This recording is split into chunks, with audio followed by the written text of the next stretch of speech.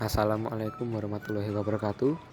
Kami dari kelompok 2 Manajemen Keuangan MKS 3C akan menjelaskan tentang penilaian obligasi.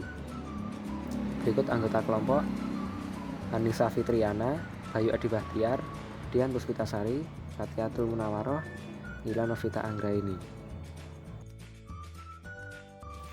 Definisi dan karakteristik obligasi.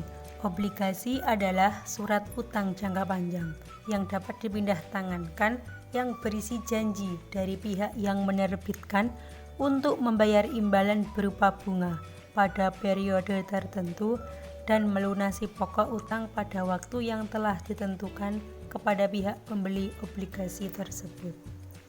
Karakteristik obligasi. Obligasi memiliki karakteristik yang berbeda dengan jenis surat berharga lainnya, yaitu 1. Nilai obligasi. Pihak yang berperan dalam pengeluaran obligasi harus memiliki informasi terkait jumlah uang yang dibutuhkan, atau sering disebut dengan jumlah emisi obligasi. Yang kedua adalah jangka waktu obligasi. Obligasi memiliki jangka waktu mulai dari 1 tahun sampai 10 tahun, tapi umumnya jatuh tempo suatu obligasi adalah 5 tahun. Prinsipal dan kupon rate. Prinsipal rate adalah suatu nominal uang yang harus dikeluarkan para penerbit obligasi pada pemegang obligasi pada masa jatuh tempo. Di sisi lain, kupon rate adalah suatu tingkatan bunga yang wajib dibayarkan oleh para penerbit obligasi pada pemegang obligasi di setiap tahunnya. Yang keempat adalah jadwal pembayaran. Pembayaran kupon obligasi harus dilakukan oleh sang penerbit obligasi secara berkala sesuai dengan kesepakatan yang sudah ditetapkan. Macam-macam obligasi.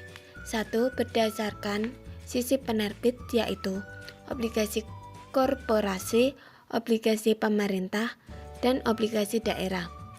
Berdasarkan nominalnya, yaitu obligasi konvensional dan obligasi retail. Berdasarkan pembayaran bunganya, yaitu obligasi kupon, zero coupon bond, obligasi fixed coupon atau kupon tetap, dan obligasi floating coupon atau kupon mengambang. 4. Berdasarkan imbal hasilnya, yaitu obligasi konvensional dan obligasi syariah.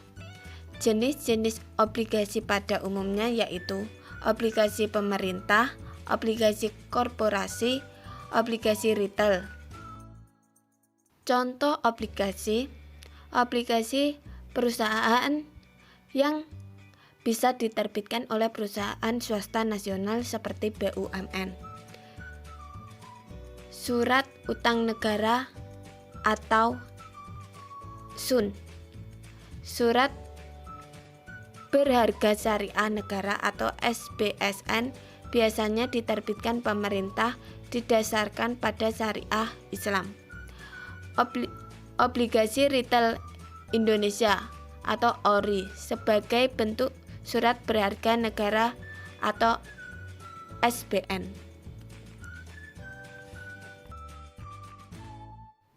Pasar obligasi. Obligasi merupakan efek yang bisa diperdagangkan. Ada 2 jenis pasar obligasi, yaitu pasar primer yang merupakan tempat diperdagangkan obligasi saat mulai diterbitkan. 2. Pasar sekunder merupakan tempat diperdagangkannya obligasi setelah diterbitkan dan tercatat di BI. Perdagangan obligasi akan dilakukan di pasar sekunder. Selanjutnya, inflasi. Inflasi diartikan sebagai kemerosotan nilai uang kertas karena banyaknya dan cepatnya uang kertas tersebut beredar sehingga menyebabkan naiknya harga barang-barang. Inflasi terjadi pada saat kondisi ketidakseimbangan antara permintaan dan penawaran agregat, yaitu lebih besarnya permintaan agregat daripada penawaran agregat. Dalam hal ini, Tingkat harga umum mencerminkan keterkaitan antara arus barang atau jasa dan arus uang. Bila arus barang lebih besar dari arus uang, maka akan timbul deflasi. Sebaliknya, bila arus uang lebih besar dari arus barang, maka tingkat harga akan naik dan terjadi inflasi. Inflasi yang menyebabkan turunnya daya beli dari nilai uang terhadap barang-barang dan jasa. Besar kecilnya ditentukan oleh elastisitas permintaan dan penawaran akan barang dan jasa. Terjadinya inflasi bisa disebabkan oleh beberapa faktor, seperti permintaan, meningkatnya biaya produksi, maupun jumlah uang yang beredar. Dampak yang ditimbulkan oleh inflasi adalah pendapatan yang tidak seimbang.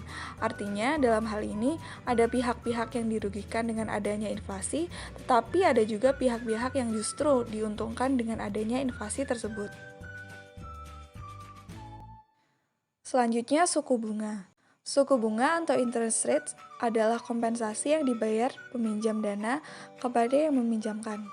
Bagi peminjam, suku bunga merupakan biaya pinjaman atau harga yang harus dibayar atas uang yang dipinjam, yang merupakan tingkat pertukaran dari konsumsi sekarang untuk konsumsi masa mendatang, atau harga rupiah sekarang atas rupiah masa mendatang. Biasanya diekspresikan sebagai persentase per tahun yang dibebankan atas uang yang dipinjam atau yang dipinjamkan. Beberapa faktor dalam ekonomi yang dapat mempengaruhi pergerakan suku bunga diantaranya yaitu yang pertama, pertumbuhan ekonomi. Pada saat perusahaan melakukan ekspansi, akan diperlukan uang sehingga permintaan akan uang semakin meningkat. Perusahaan yang melakukan ekspansi ini tak lepas dari kondisi perekonomian yang mendukung. Pada saat kondisi perekonomian baik, maka tingkat suku bunga akan meningkat. Sebaliknya, pada saat kondisi ekonomi buruk, maka perusahaan akan merubah strategi pembelanjaannya menjadi penggunaan modal sendiri, sehingga tidak ada permintaan akan uang atau permintaan menurun. Permintaan akan uang yang menurun menyebabkan tingkat suku bunga turun. Yang kedua, adanya inflasi. Saat tingkat inflasi suatu negara meningkat, maka tingkat suku bunga juga akan semakin meningkat. Karena pada saat terjadi inflasi akan diikuti dengan naiknya harga barang dan diperkirakan di masa depan harga barang akan semakin naik lagi atau expected inflation rates, sehingga masyarakat banyak yang membeli barang-barang sekarang. Dengan melakukan pembelian, maka dana yang dimiliki masyarakat berkurang, sehingga muncul permintaan akan uang. Naiknya permintaan akan uang menyebabkan tingkat suku bunga meningkat. Yang ketiga, defisit anggaran pemerintah. Defisit anggaran merupakan suatu kondisi di mana pengeluaran lebih besar daripada pendapatan. Untuk menutupi defisit, maka pemerintah melakukan peminjaman, sehingga hal ini dapat menyebabkan tingkat suku bunga meningkat dan sebaliknya. Sekian presentasi dari kelompok kami. Ada kurang lebihnya kami mohon maaf. Wassalamualaikum warahmatullahi wabarakatuh.